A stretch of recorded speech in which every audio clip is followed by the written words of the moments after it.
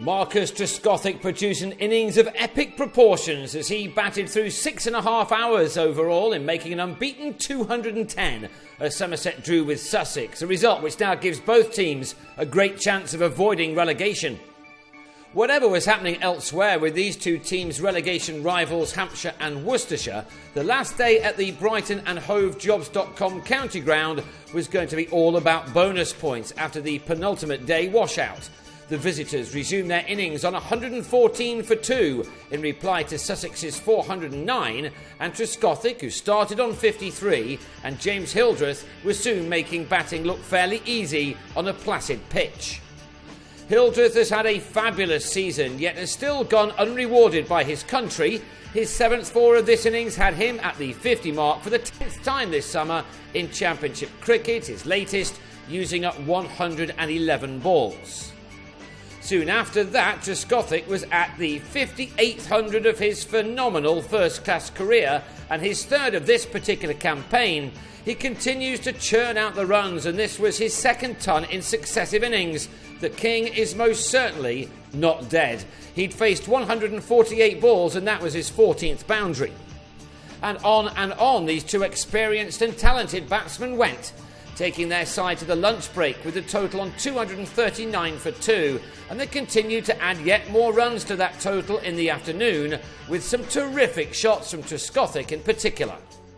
Hildreth had made 68 of a third wicket partnership of 174, those being accumulated in 44 overs, when the stand was ended as Hildreth glanced Chris Jordan too fine down the leg side to be held behind by Ben Brown, Somerset now on 256 for 3. Jim Allenby then missed out, edging Jordan to Chris Nash to fall without troubling the scorers. Trescothick was not going to give his wicket away, however. There have been some who thought that the man who played 76 test matches for England may be past his best as he approaches his 40th birthday. But ever since he signed a new one-year deal at Taunton, he's piled on the runs, and he was now at his 150. Only 187 deliveries used to get that far as well, thanks to 19 fours and 1 6. Some in the West Country have questioned Somerset's ageing team this summer, but it was two who've been around for a while in Peter Trego and Trescothick who now push the total up, valuable batting bonus points being gleaned as they did so. Trego, who has some good memories of this ground, mixed a solid defence with some big hits, such as this one off Luke Wells, and that helped the 34-year-old to his 59th career half-century off his 71st delivery, an innings containing that maximum and 7 other boundaries. Somerset headed for the tea break on 374 for 4, close to maximum batting points, while reducing Sussex to only 1 with the ball.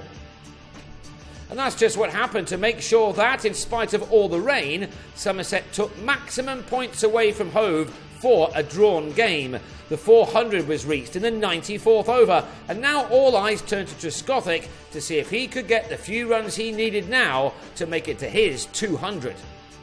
This was that moment, an almost unbelievable one for a man who must have wondered from time to time if he could still do such a thing.